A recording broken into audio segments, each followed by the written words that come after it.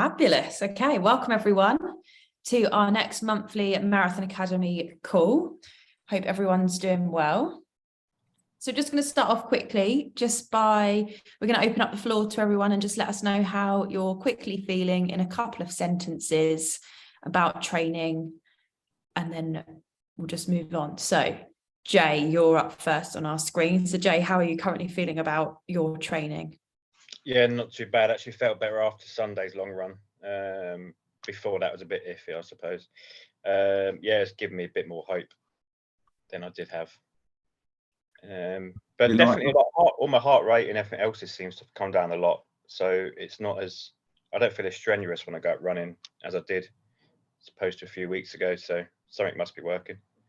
Brilliant. That's a very good sign. And just know, I'm sure everyone else has had those runs. There'll be runs that click and you feel amazing. You like everything's coming together, and then you'll have one or two bad runs and you'll think everything's gone to pot. But just know that that's just part of the process, and everyone else has gone through that at some stage too. And it can be on subsequent days, can't it? One run feels quite often bad, and the next day you feel on top of the world. You're like, where's that come from? So just always know that from each training run, you're going to get some form of training effect and take that forward into the next one.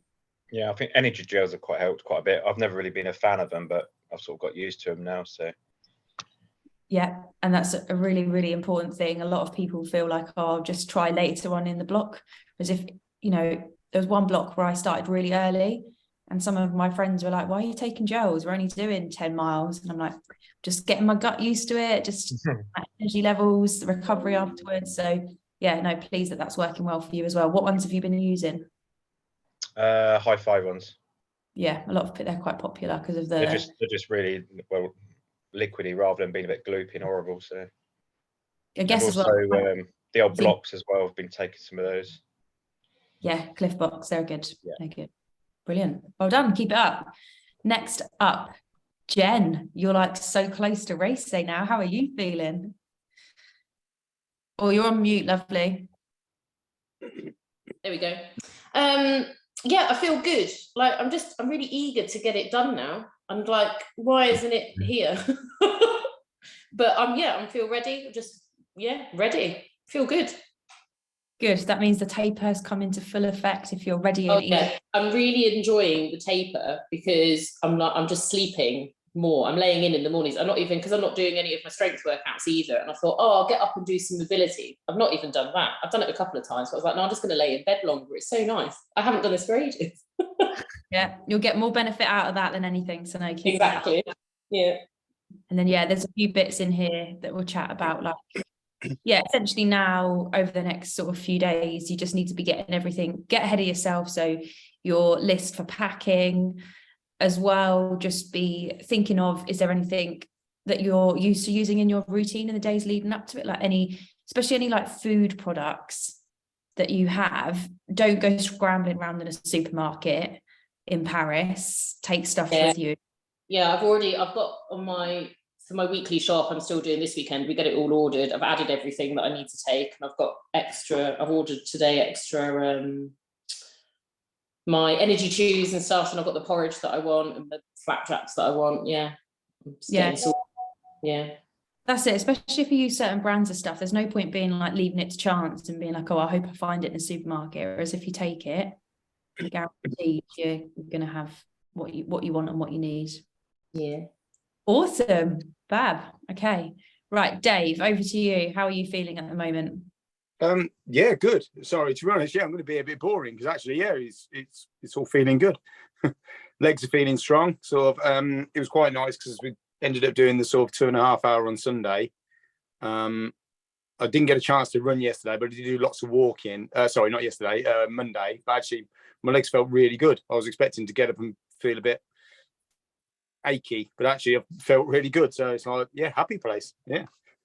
Yeah, that's really good. It's not boring to just be good. I want to say, I don't want problems. I mean, I think I said I had COVID a couple of weeks ago, but I got lucky.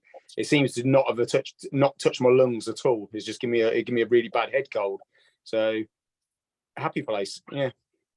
Good. And as well, like just recovering well on the Monday just means the conditioning of just the continual training is working. So Yeah. it's, you know, that's why we do the cross training and we do like back-to-back runs, because again, it just gets used to the condition in your body. It's just feeling good as well. Just keeping mobile on Sunday afternoons, and all of the walking maybe on Monday would have helped too. So yeah, definitely. Yeah. So yeah.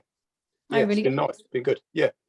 Amazing. Right, Vanessa, can you share quickly how you're feeling in between lambing? Yeah, so I'm just bottle feeding around at the moment. Yeah, no, training was going really well until obviously Sunday. So yeah, no, I've been feeling really strong actually. So Good. yeah, it's obviously I haven't run since last Thursday. Yeah. But I've only been getting a few hours, you know, probably 4 hours sleep a night. So I thought it's not where I really haven't got the time either. So hopefully I'll get back to it next week. Yeah, you'd be risking injury if you were to run on that. Yeah, that's what I thought. Yeah. Do what you can do, and when you get back to running, sort of speak to us and we can point you in the right direction. And yeah, we'll do. Yeah. Well, obviously my marathon's a bit later, so exactly. And everything you've done is not just disappearing; it's still there. No. So okay. if you're not running because you're out drinking and partying or anything like that, is it? It's nice. No, I am eating and drinking rubbish though, like sweets and energy drinks and stuff. So that's not good. Yeah, but like you say, you've got the time, and you're better not chasing it at the moment. Oh, the little noises are so sweet. So we've just let them all out, so it's all a bit chaotic at the moment. Fine. But yeah, definitely when you get back into running, just like drop us a message and we can help you out. We'll do. Get into it. So yeah, thank you for sharing, everyone. All really positive, which we like to hear, which is fabulous. Okay, so today's topic, we're going to be covering kit, but more so like race day kit, injury prevention, and peak training / heading into race day, because we've got this Marathon Academy, we've got quite a different like spectrum of when marathons are. So we've got like, you know, Jen and Maisie going off next week at the start of April, and we've got some at the end of May. So lots of here to cover, but all really relevant for whatever stage you're at. So hopefully Jen has got everything sorted for next week, but this is just to kind of reconfirm everything. So we've all heard the phrase, never try anything new on race day, right? So this is exactly the same for nutrition, fuel, kit. And this is why now you should hopefully be at the stage where you are finding out what kit you're going to be wearing actually on race day. So hopefully, Jen, that you've practiced in your full race day kit at least once before the actual marathon day. We normally recommend clients to sort of use their last long run. We want milk. Your last long run in full kit, so that you're comfortable with what you're going to be wearing. Obviously, it's a bit difficult because we've all been training in really naff weather. Well, I wouldn't say James and I have. You have been training in naff weather. Apologies. And so you've been used to sort of wearing leggings, jackets, visors, you know, just anything to sort of shield yourself from the rain and the wind and all bits like that. But then when it comes to spring marathons, the weather can actually start to get in the teens, and that's when completely different to training in -2 for your long run. So just make sure that you're very mindful of that. You're better off, you don't want to overdress unless you're happy to discard of any layers and not see them again. So just with your racing kit, just think for the females, you know, sports bra, what's your favorite one? What's most comfortable? What's not going to chafe as much? With that, with sports bras, with men, you know, do you need, what is it? You use nippies? Nippies or Vaseline, or tape. Anything to make sure that you don't have some red stains on your t-shirts or tops, because even with it definitely sticks out on the white run and hub tops as well. Yeah, do you know what? It stings like hell as well, doesn't it? Yeah. And also, even if you've like tried something in training, when you're running on race day, you're running sometimes at a higher intensity for a longer period of time. So that's when these chafing issues can occur. So be overcautious on those steps. I think the same as when we've talked about fueling before, about making silly mistakes. Don't let like a little bit of chafing early on in the race ruin the race experience for you. Like Well- Dave just said there, it's really painful. If it comes at mile 10, you've still got 2.5 hours, 3 hours to go.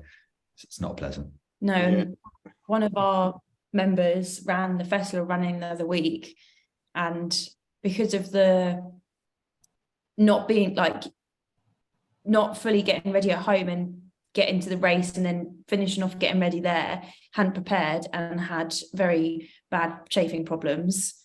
And yeah, it's just, well, you just need to be cautious at every step. And when you're away, maybe if you're staying elsewhere, if your marathon's not on your doorstep, think about your routine and how you can map that out.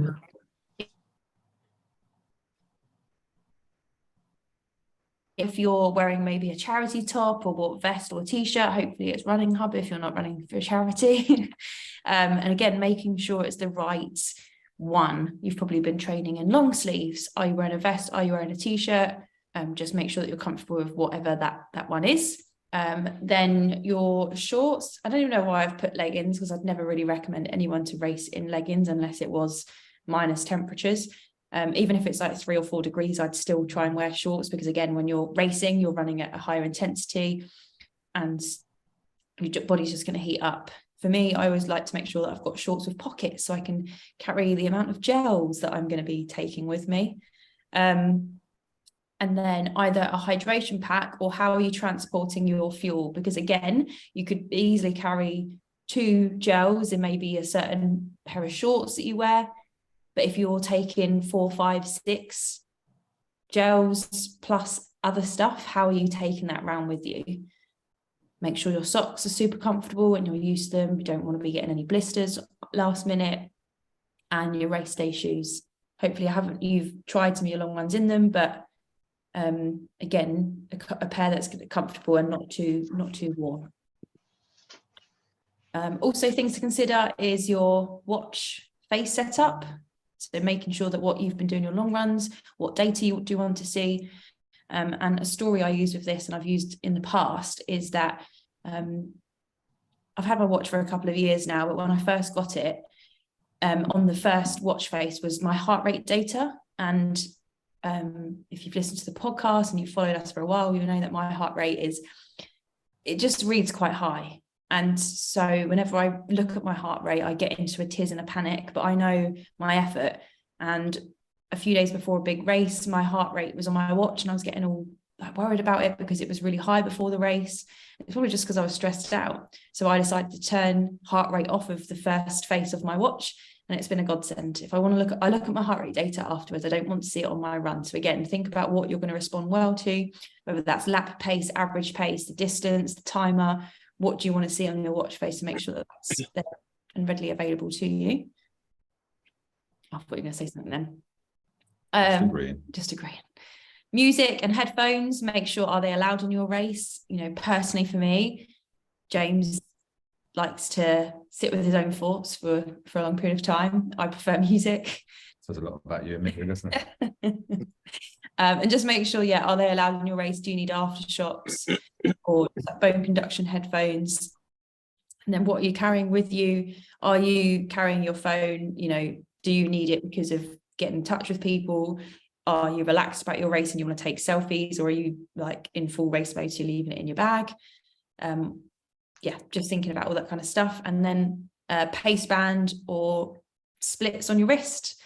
Are you writing down in biro where you should be at each 5K split, or where you need to be at halfway? Think about that kind of stuff. Again, that's going to help you mentally prepare for that. Have you ever done biro on your wrist before? No. Would you split it down? Would you split it to 5Ks, 5 miles, a mile, to what do you think mentally is easier? 5K is the best. I think if you're going by miles or kilometers, it's too much yo-yoing around and trying to adjust your pace. Whereas if you know your 5K splits or 3 mile splits, it gives you a bit more leeway. At the end of the day, if you're 10 seconds either side of a mile, that might not be great, but you don't need to then change the next mile by 10 seconds. You can make it up over 2 miles or whatever. So that's where the sort of 5K bit comes in. And also going by GPS dropping out and being off the racing line and stuff like that, usually you'll know whatever race you're doing, if there's going to be 5K markers or 3 miles, and you can work that out pretty well from there. Yeah, I was just about to say, dependent on what like, race you do, knowing what the mile markers are going to be like. So some of the bigger ones, and I think as well, Jen, what you might have to be mindful of, you running kilometres anyway, but I think in Paris, because it's European, it's just all in kilometres. Whereas someone that doesn't run in kilometres, they might be like, whoa, what is this language kind of thing. But most races will have like 5K markers. And like James says, it's best to do just like, I think it's got to be individual as well. What are you going to respond best to?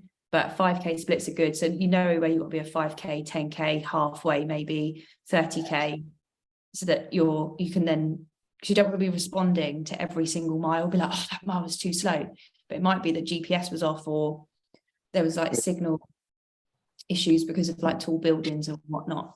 You're better off just knowing where you need to be at what stage. And if you do it in kilometres, there's just far too many of them, Jen. 42. Yeah, I was going to say that. Yeah, it would seem easier to do eight lots of 5K than it does 26 lots of mile, doesn't it? Yeah. Also, I guess it depends like what, sometimes if you're working to like certain even numbers or what your splits are, that might, you know, working in 10K, I don't know. But again, that's just whatever is you're going to respond best to. Yeah, just make sure as well you have sort of, if you're going to do it in 5Ks, don't think I need to be at 5K banging. Give yourself like a 20-30 second window, best case scenario, and then you can redo your maths in the next 3 miles anyway. That gives you time to think about stuff. Yeah, that's We've got it. Yeah, good shout actually. Oh, Yeah. that's it, isn't it? You just you feel like a mathematician when you're on a run, because you're like, right, if I get to this point, especially like when you're having like a good race and you're like, say if you're doing a half and you get to 10 miles, you're like, even if I lose, I drop X amount of time per mile, I'll still get a PB. It just motivates you. I think, Yeah. what's the point though? Say, for argument's sake, you want to be doing your 5Ks in 22 minutes. If your first 5K is 21 minutes, you're then not aiming for 44 minutes. You're then going for 43:30. So you've got to keep your maths going like that. Don't. Yeah, that's a good shout actually. Yeah. You don't want to be slowing down or speeding up to bring yourself back on. You want to keep your splits where they want to be. Yeah. Unless Yeah, you're in the cool. last, you're feeling fantastic, crack on. Yeah. Yeah, it's always hard to know when to push on if you're feeling good in the last stages of a marathon. You don't want to push on too early. Not Yeah. So I just wanted to show this for reference. This is some different things that people like to use for transporting a fuel if you haven't already worked it out. I personally am on the shorts with pockets kind of thing. that exact style, yeah. Exactly, standing out, goes exactly very well with the Running Hub colours. The next sort of most popular thing is a hydration pack that we have here. And a lot of our members have been using flip belts or some form of, I have no idea where I obviously picked this up from a Decathlon website, but you know, the ones where you get little bottles, flip belts, you can get like long, thin bottles to put in. James wears, what are they, Saw shorts, yeah. Saw shorts. But again, it's just thinking about whether you need to take water with you or the course provides enough water, which we will cover a little bit in more detail. With all the marathons you guys are doing though, you should be fine. Yeah, so what is available on the course? So you need to make sure that when you're, so Jen, perfect time, you can use this extra time that you've got when you wake up in bed. You can spend 15 minutes on your phone doing your research. So just make sure in the lead up to your race, you look at the instructions to find out where toilets are, where they're going to be, because some races, they are in the race village, but not in the pens. You don't want to get into your pen and then not have access to the toilet. So just make sure, and then on the course, hopefully you won't have to use them on the course because it's just wasting time, but also appreciate that everyone's stomachs don't always last that long. So just know where they are on the course, because you don't want to skip a queue being like that queue's too long and then not realize that there's not another toilet for 5K kind of thing. Water stops, so you know where they are on the course and if they're in bottles or cups. I always get very sad when I see cups because I can't drink out of cups still after all these years very well. If they have gels on the course, what brand and where? James and I are just very much under the impression, support yourself. You know, don't rely on the course because you don't want to be caught out or miss stuff. Like everyone's done it where they've. Yeah, I mean, if there's gels on the course and you want to grab an extra one, if you've used it before, or it's the last 5K and you think, give me anything to give me some energy, then great. But yeah, generally be self-sufficient. Like I was looking at Manchester today and seeing what they're doing. Was it Manchester with SIS gels? Yesterday you were looking at it, yeah. And they're giving out SIS gels, but there were 6 flavors. I'm like, so what happens when you get there? Is it pick a mix, or do you just get a random one? Like, how does that work? Like, how are you supposed to be prepared for that? Do they know do they know blokes can't make decisions? Yeah. Which will be stood there, which one? Yeah, more likely than not, I can just imagine they're just going to be holding them out for you. But imagine if you get a flavour, you're like, I don't like this flavour, and then like, back at them. Like, no thanks. And then medical support, hopefully not. I always remember my first year of running London Marathon and seeing like all the St John's ambulance people later on realising it's Vaseline.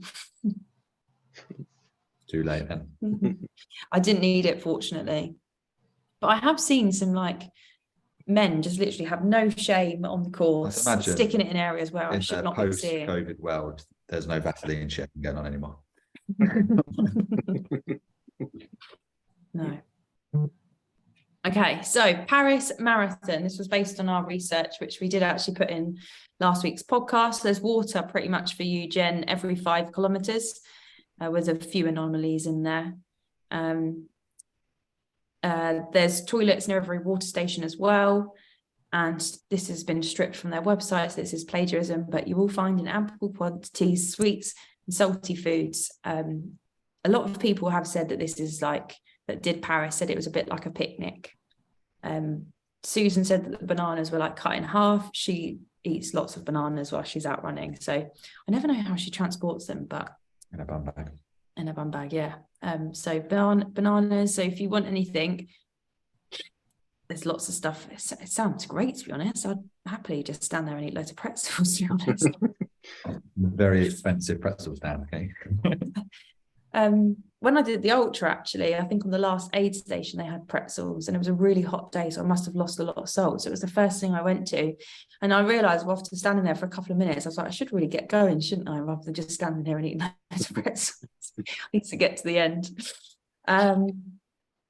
Yeah, I guess with that, I don't know how it's going to be presented, Jen, but it just sounds like it's a bit of a free-for-all. So, you know, just be mindful that you're not going to get tripped up by anyone, because I'm sure everyone's going to be stopped there standing, perusing over the tables. But at least you know there's plenty of water and also lots of fuel if you do need it. It's a Brighton Marathon.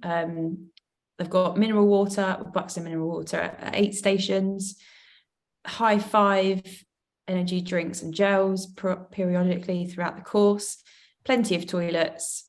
However, they are newly taken over by London Marathon events. So can't really confirm that. Yeah, can't say like, oh, this is what Brighton normally do. Their website is very sparse at the moment. Everything just refers to, no, we're not paying the winners of last year's marathon, but that's nothing to do with us.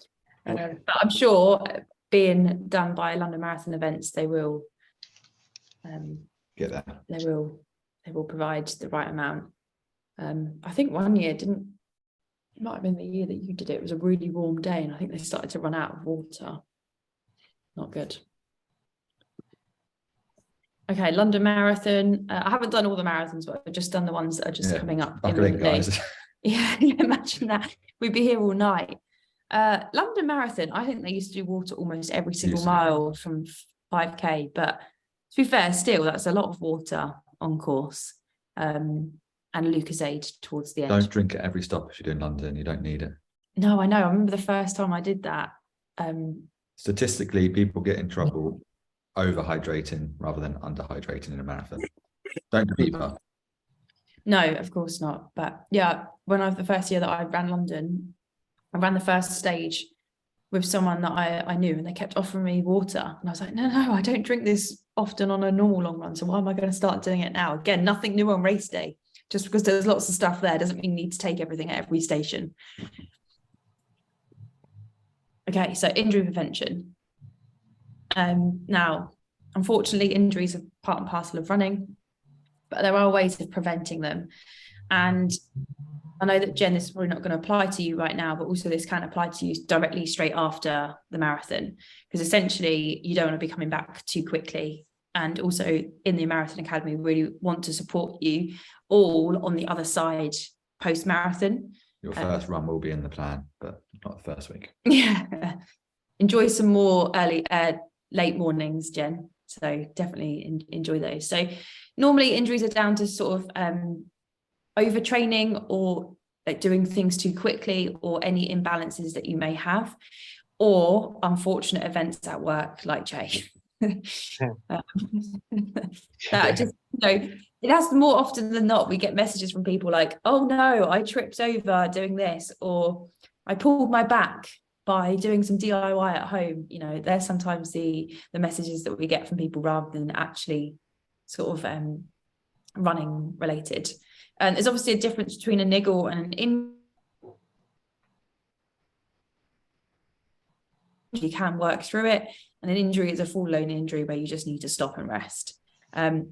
Also as well, like obviously respect every single member within our community and people that are in Facebook groups, but don't just think, oh, I've got this. Don't self-diagnose yourself. Just go and get, if something's hurting, just go and get it checked out by an expert, by a physio, and they'll tell you what it is and what you need to do to sort of rehab it.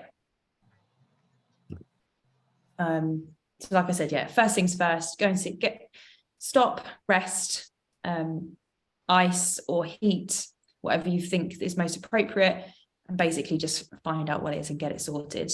If you're in pain, don't keep running, especially to those now that are sort of in our May Academy, as you start to hit sort of like peak training, just because I've been a fool to this in the past, where I've been like, oh, I'm in my peak, I need to push through, and then it doesn't always end well. So yeah, it's just really important to listen to your body and understand what is sort of general fatigue from the training load and what is actually knackered, like what is going to the injury zone. And the third point here is quite applicable to Vanessa. So not because of an injury, but obviously because of busyness. Don't feel like you have to chase the plan now. It's just, you just have to adapt and jump back in. And I'm sure every single person will have missed a couple of runs on the plan at some point, just due to injury, life, tiredness, any hurdles that just get chucked our way in life. But yeah, main aim is just to get to that start line in one piece. So if you can't train, but you can cross train, we definitely recommend that. And it's a really good supplement tool. We've had quite a few people that have. Not if you're going to fall off though, Jen, in the taper. Yeah. Let's be safe now. Let's wrap you in bubble wrap now until next week. Caveat everything, haven't we? Yeah. Yeah. But yeah, some people have some really good results. If they can't train through sort of like a niggle they're working through, if you can still cross train, some people still are able to maintain their fitness through cross training. It's really underrated, but whenever you get an injury or a niggle, it's like focus on what you can do rather than what you can't. And that's one of the biggest takeaways I can give to you. Obviously stretching by now, I'm kind of, everyone should be stretching regularly. And if you're not, this is just a nice polite reminder too, especially as you get into the peak side of things. When we were getting to the point of us traveling around in not the last few weeks, but like the last month, definitely neglected some of my stretching, and it might be why I'm in a position now where I'm carrying a bit of a niggle. So it's just one of those things. When things are good, especially now everyone in the groups, like I'm feeling good.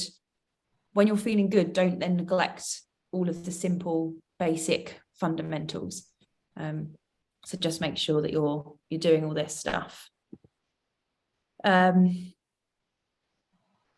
Now, obviously, general injury prevention. I've include rest in your training plan, but James is doing that within your training plan, so hopefully you're just sticking to that. Making sure you're always warming up properly either side of your sessions. So as well, like when you're on race day, like Jen, make sure that you can try and get some space to do some leg swings, high knees, heel flicks. Again, you might be walking to the start based on where you're staying, so you're going to sort of be mobile and dynamic through that, which is great. Make sure that you're getting regular sports massage, especially for those that are heading into their peak training. Making sure you're wearing correct footwear, probably like for us as well at the moment, you know, not just running, but outside of running. You know, we're wearing flip-flops quite a lot. So again, I'm not saying that to like brag or anything, but sometimes it's like, I need to be mindful of actually, like, if we're going out walking, I've been changing to wear trainers rather than wearing flip-flops if we're going out for a longer walk. Yeah, and don't overdo it when you're feeling good. So like I said, don't let things slip, but don't push things when you're feeling good. So peak training and the taper phase. So peak training, obviously, Jen's already been through it. The rest of you will be coming up to it very soon. So it's in the final few weeks we head into the taper. Say usually 2 to 3 weeks, but you've got a bit of a phase before that as well, which you're building into that peak phase, but yeah, normally sort of 2 to 3 weeks. That's where you're going to be doing your longest runs, your most time on feet, so like the volume is going to be highest just generally throughout the week. There might be a bit more sort of emphasis on marathon pace and those like fine tuning towards your race. It might be where you're doing sort of like your 20 milers, last long runs, wherever you are at your training. Big tempo runs. Big tempo runs. James's favourite. What to expect in this phase is to feel tired.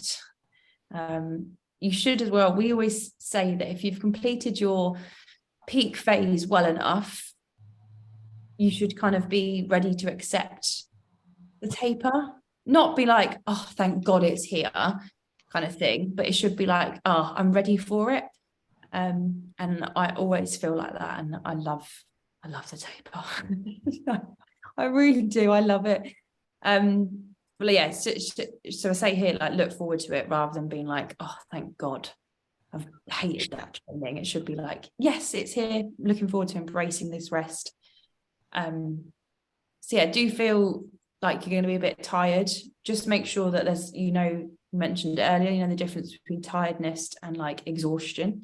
Because there are some days that you're feeling tired and you can push through your training and you feel better for it because you've gone out there and done it. And there'll be other days where you're just completely exhausted. And if you even try and go out and train, there's no point, and you're, either going to get yourself injured or even more exhausted.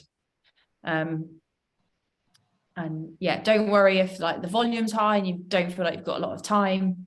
When the training starts to taper off, you're going to have all that time to figure out race day logistics, your kit, all those final last bits. So top tips for peak training. The top one comes from James. It's like my favourite saying. Yeah, is don't under or don't overachieve. Just tick the boxes. It's very easy to, when you're in your peak, like you're going to be, yes, you might be feeling tired, but you might also at some stages be performing at your best, especially in some of the sessions. But it's also very simple to look past the session. So for example, you'll be doing a lot of sort of 60-minute tempo runs at marathon pace. And just because you feel good and it's only an hour, there's no point in going 10 seconds a mile quick, because that's only going to create a bad habit for race day, and just working on that discipline as well. Really. Mm-hmm. Yeah, coming from experience, I've, there was a block last year, and I was saying to James, no, push me harder in the peak. I've got one more week to go. And he should have not listened to me, which he normally does. Joking. And he should have just stuck with his own guns rather than trying to let me dictate to him what I wanted to do in my training. And yeah, I'd pushed myself too far. So yeah, just don't try and overachieve because you're like, yeah, I just want to squeeze the most out of training, or yeah, I'm feeling really good. With the peak, obviously just focusing on recovery and your fueling, help limit the fatigue, just do all of the good stuff around your training because it is more intense at this stage. And also if you feel like maybe you're in a position where you've not, we have it quite often. No, we don't have it quite often at all. That's a complete lie. But it can be quite often, maybe not with us, but with people who are quite new to marathon training. They might not have done all of the long runs that they wanted to do. So we'll try and squeeze them in at the last minute. And this is very natural for runs like London Marathon. A lot of them are charity. A lot of people run for charity, and it's their first time, and they don't really know what they're doing. They're just kind of like bumbling their way through training, and they're like, oh yeah, I'll do a 22-mile run 2 weeks before because I haven't really done much. It's just not the way. There's no point chasing it. You're better off just actually following the peak and the taper properly, even if you feel like you've missed out. You're going to be better off having that taper phase rather than trying to push through and catch up anything you feel like you might have missed. So taper. Woohoo. So we've got a nice little, is it anagram? That's right. So with the taper, trust the process. It's one of our favourite sayings. We're adjusting the volume, so bringing the volume and the intensity down. Make sure you perfect your race strategy. So you know what you're doing on the day. Embrace the extra time, which it sounds like Jen has been doing. Well done. And also the final piece, which is also something that doesn't get done a lot, is reflect on the journey. So, you know, over the next few days, Jen, over the weekend, sit down and go back through your Strava. If you're someone that likes to write out your training and you've got a little book or a journal, flip back through that, because sometimes our thoughts get drawn to the bad runs or the runs that were missed or the days that we felt bad, but there'll be lots of stuff that's really positive that you may have forgotten about before. So go back, look over that, think, yeah, that run was awesome. Yes, I was a badass on that session. And yeah, look at that race that I did that went really well. So look back and take all of the really positive stuff into that final week preparing for race day. So taper phase is it makes basically up the last few weeks before your race, and is 2 to 4 weeks in length, dependent on your experience. Typically, most people work off 3 weeks, but it might be that they do their last long run 3 weeks out, and then they start to wind things back more like 2 weeks, if that makes sense. So that's why we've put sort of 2 to 4 weeks. If it's someone's first marathon, they might be doing their last long run 4 weeks before. They've got enough time to recover. And then again, it could be like their sessions start to wind down from three weeks. And the idea of this phase is just to gain all the adaptations from your training, and so that you're feeling fresh and ready to go out on race day. You want to be on that start line feeling springy, feeling bouncy, ready to go, and just excited. And it sounds like Jen's getting to that stage because she's eager and ready to go. So the taper is definitely coming into full effect. I completely lost my train of thought there because I was just getting too excited about the taper and thinking about previous. You're a long way off your taper. Yeah, I know. I'm in full recovery mode right now. But yeah, it's just a stage where, it was about recovery. So essentially, you don't get the adaptations from training when you're actually doing your last long run. You get all of the adaptation and the fitness when you're in the stage of recovery. So this is why you want to really put a lot of emphasis on that recovery in the taper phase. And really, if the plan says rest, don't feel like you need to go out for a long walk. Don't, because you've got twitchy legs. It's very easy to feel like in the last few weeks that you want to be doing more, but just fight that urge. I heard a good saying today that training is like a sponge. So if you have your sponge, and when you go training, you dip it in water and put it out again, and the sponge has water in it. Every time you go training, you dip your sponge in the water, but the training adaptation doesn't actually happen until the sponge starts emptying. So when your sponge is full and you keep dipping it in the water or keep going for training sessions, you're actually not getting any benefit from that training session because you're not adapting. So you're probably just flogging yourself around a track or something for no need. So that's a new one. I'm going to use that probably for the next few months. So get used to it. What was the one that used to be about the bank? No, the chips. Chips. Yeah, I'm not one for it at the time. It's not the taper. I like an analogy.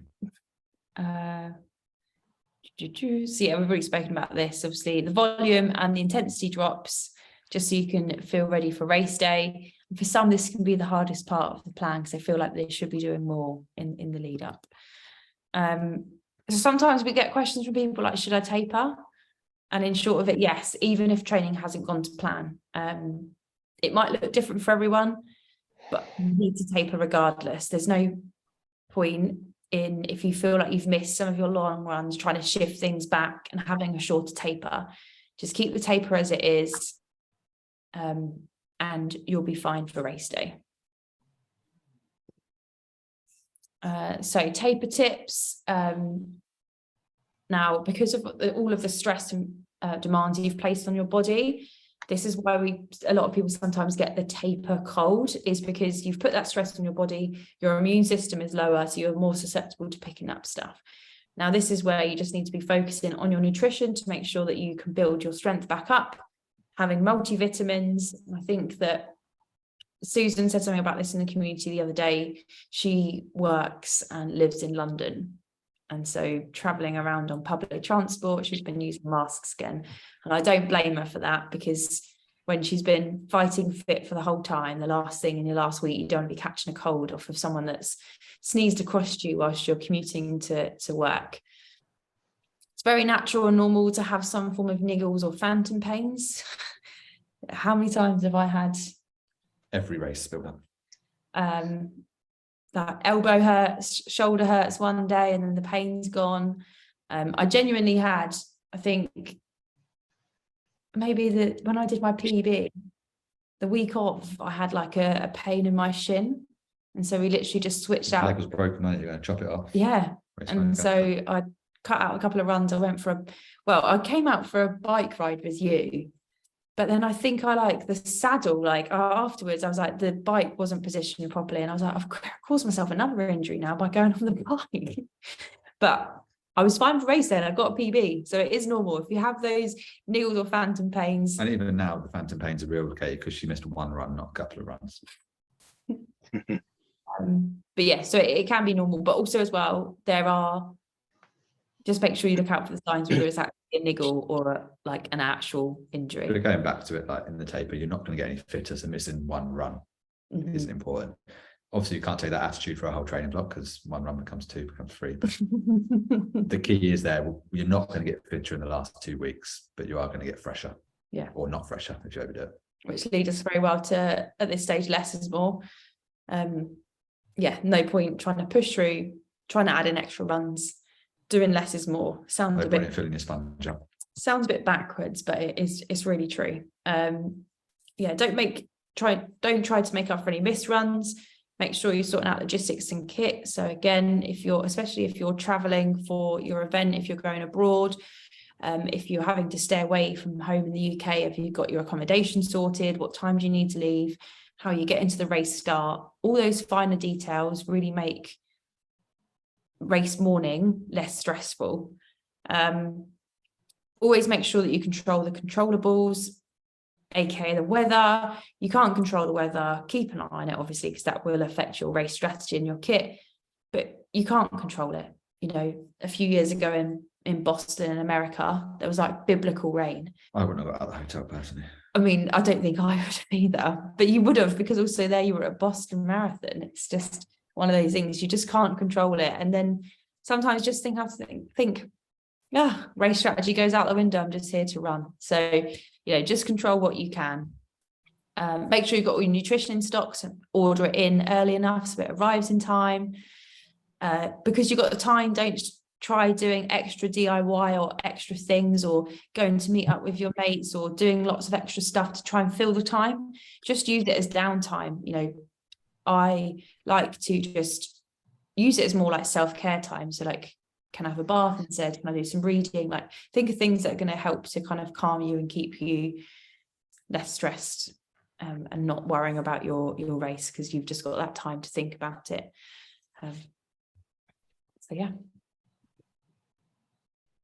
And then race week, obviously coming up, Jen. So I've just pulled a few of these over from the next call, because again, because of the times of everyone's different races. So just make sure you don't overdo things in the last week in race week.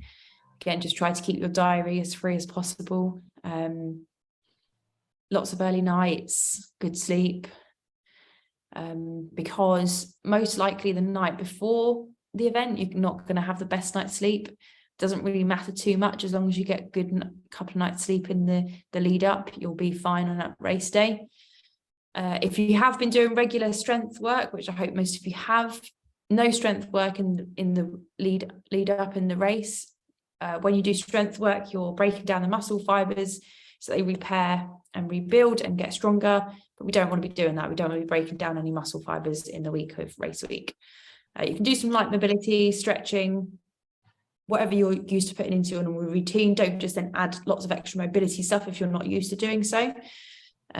Make sure that you reduce stress. Now, I know that this isn't feasible for everyone, but if, you know, some people then like, oh, I've got to go away with work for 4 days and I've got the biggest presentation of my career and things like that. And it's like, that's really unfortunate if you can't control it. But just think, are there ways that you can manage your week leading up to it?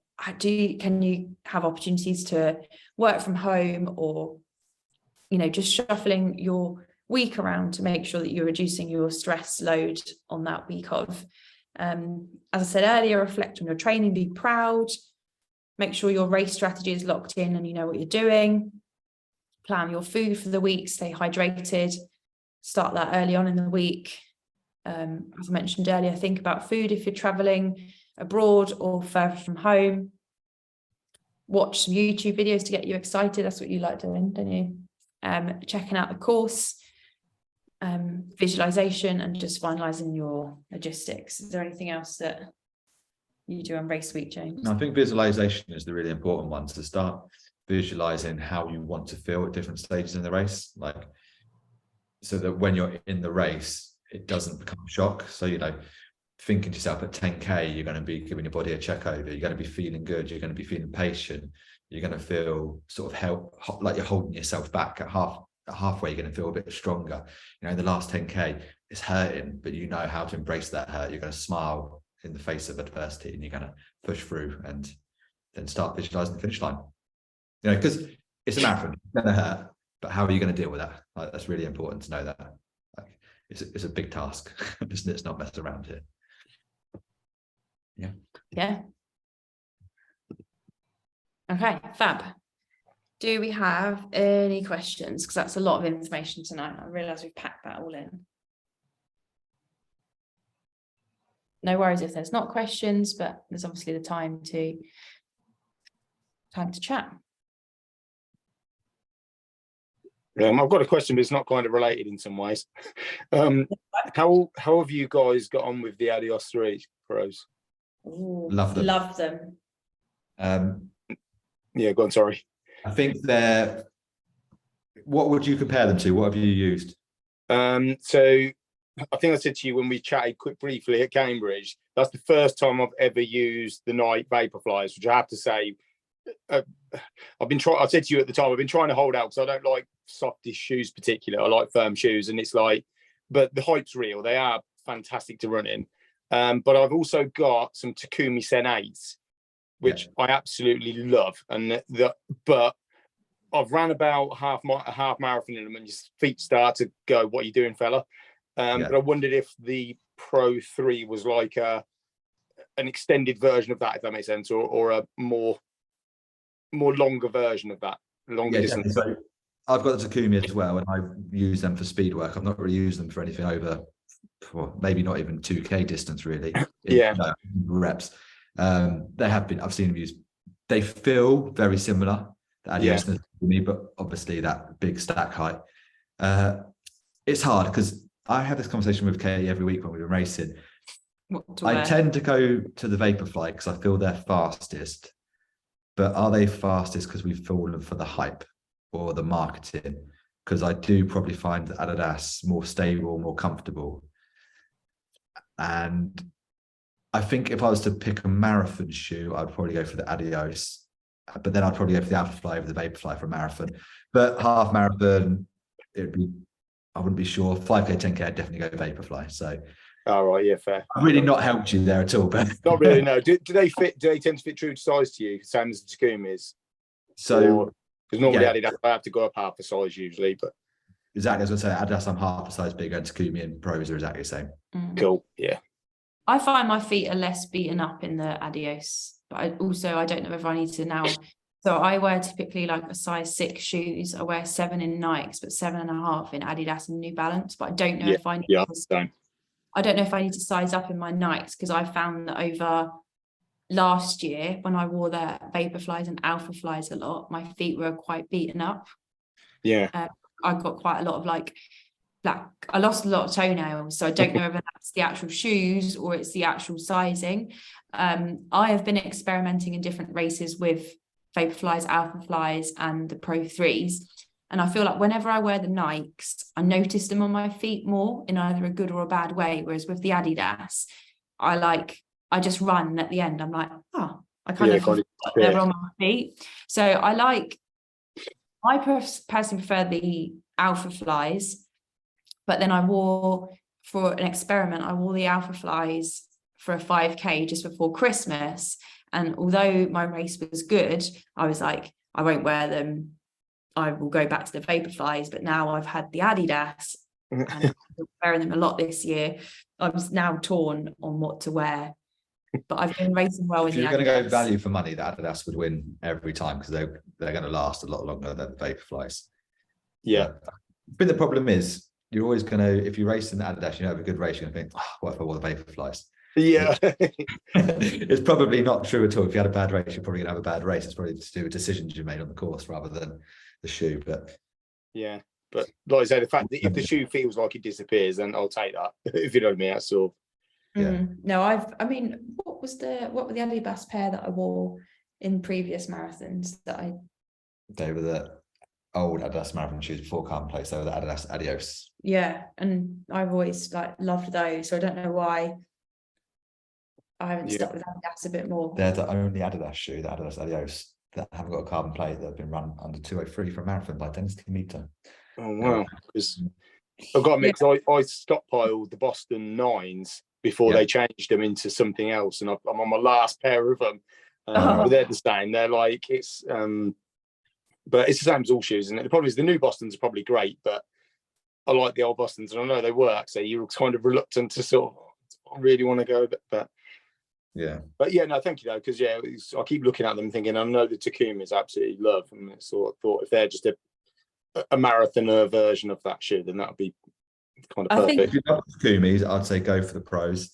The Pros do tend to be on sale as well on different websites as well. Yeah. So. Yeah. I think I'd always recommend a shoe if like people have used other like models within that brand. I'd like never say to someone like just try a pair of the Adidas Pros if you are like unsure on Adidas as a brand itself, because you do enjoy other Adidas shoes. Then like it's the same with like someone that wears like Brooks or Saucony. Yeah. And you like their like Easy Day shoes.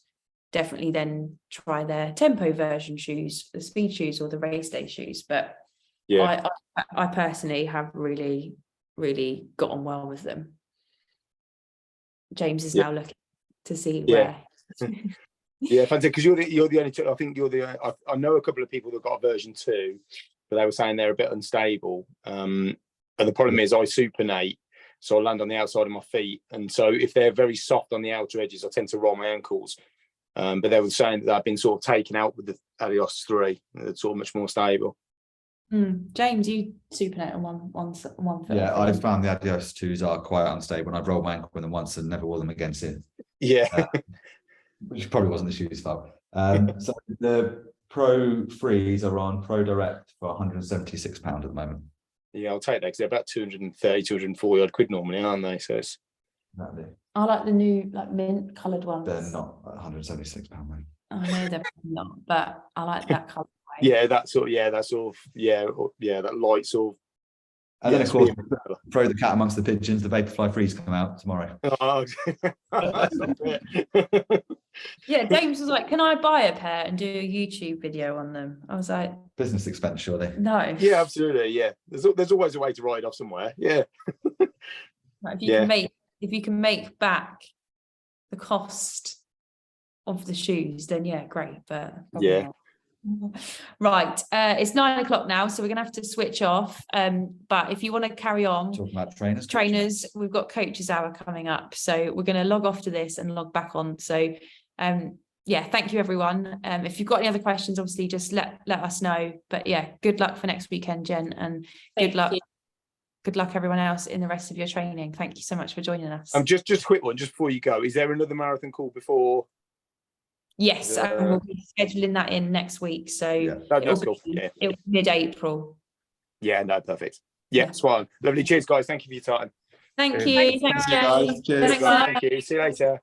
Bye.